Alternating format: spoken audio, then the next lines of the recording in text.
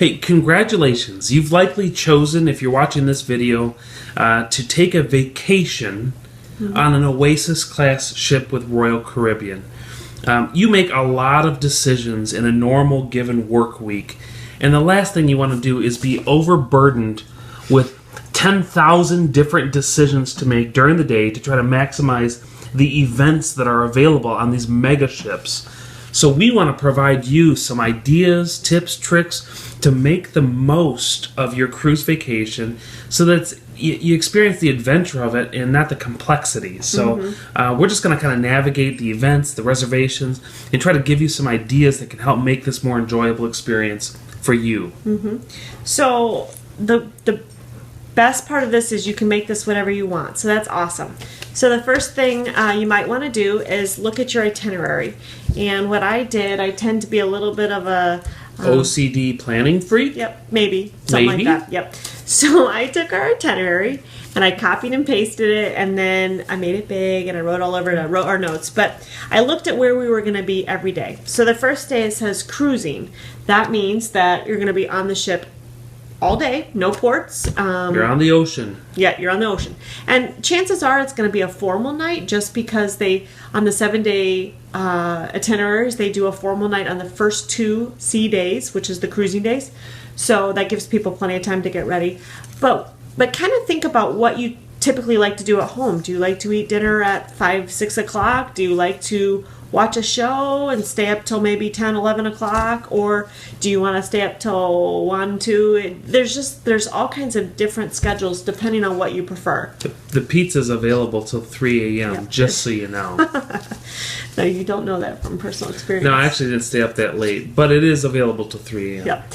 So we'll just walk through a couple examples. So we knew that we wanted to go to the headliner show. We knew we wanted to go to the Aqua Theatre show. We knew we wanted to do a couple specialty dining restaurants. So we looked at the cruising day, and we thought, okay, we're going to be on the ship all day. We'll have time to get ready. We'll plan to be at dinner by 5:36. We're going to book an 8:30 show. You really need to plan 2 hours for dinner. If you're doing the anytime dining, which you can go whenever it works best for you, but you really want to try to be there by 6 because a lot of the shows, the first show starts at 8:30, maybe 9, and then the second show starts at 10, 10:30, or 11, somewhere in that range. So if you prefer that 8 o'clock show, if you have children, or if you just prefer the earlier time. Plan on the 2 hours, especially if you're going to eat like 3 or 4 entrees. Especially that.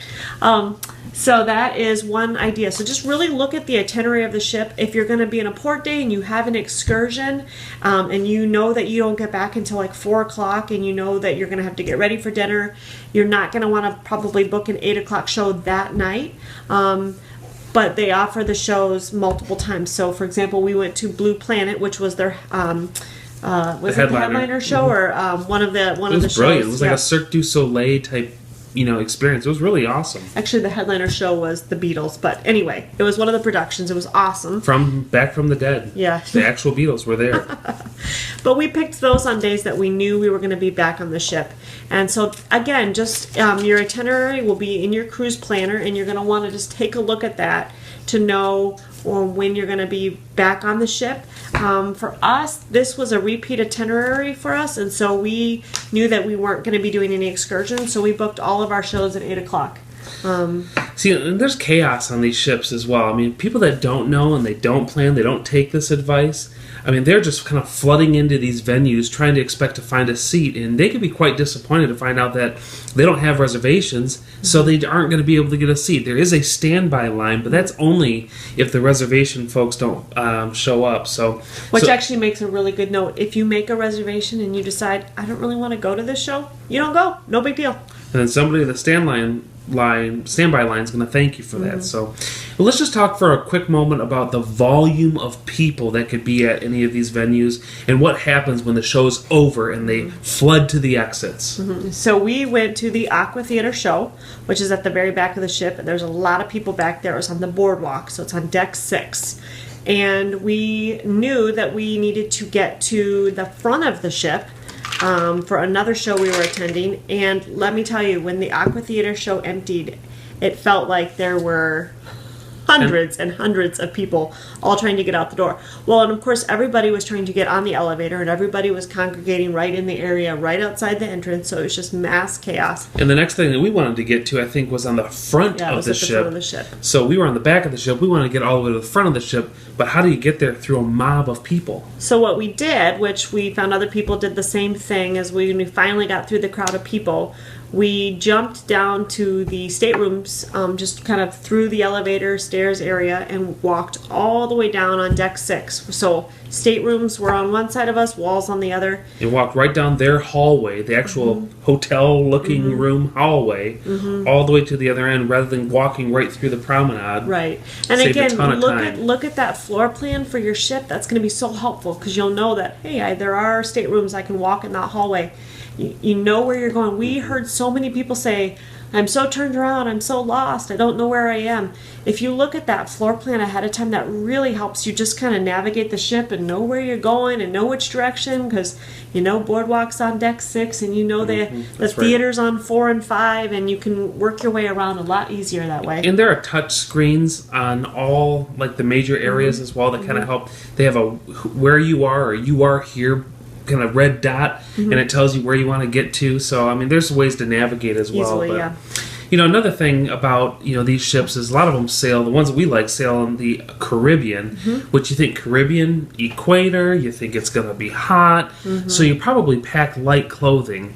But if you're going to maximize the experience in these events, you need to know many of them, most of them, are actually located on an interior room of the ship where it's air conditioned. So, do you have some fashion advice, apparel? No, not really, except that when I had a sundress, I took a sweater, like a little cardigan to wear, and had it sitting in my lap because I was freezing. Actually, in the compass that Rob held up earlier, we got on in our stateroom the second day. There's a note that says in the theater they turn the air conditioning up higher to make it comfortable for the performers and for the guests that either have a suit coat on. So just know that if you are in the theater, it will be cold. I was freezing both times we were in there, but dressed for it, and it was no problem. But if you're a man, you got this. You can handle this. But you might want to share your suit coat with your lady. I'm just saying, to help her stay warm. And that's one other thing I'd say. The cruise compass really kind of is your guide, your manual for what's all happening in the particular day. Day 1 or day 2, I think maybe, our stateroom attendant actually did not leave this in our room. We had to go find it ourselves. But the rest of the time, she brought it to our... I think she placed it right on our bed. Yeah. She may have just forgotten.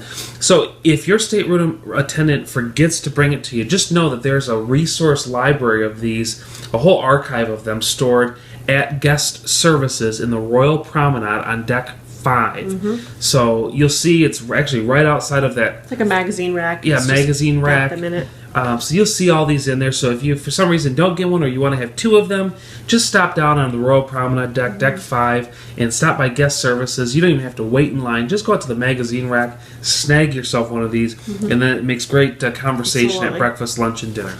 So again, if you want to go to a show, you're going to want to make reservations. It's very important. The Oasis class ships, they do have that for their main activities.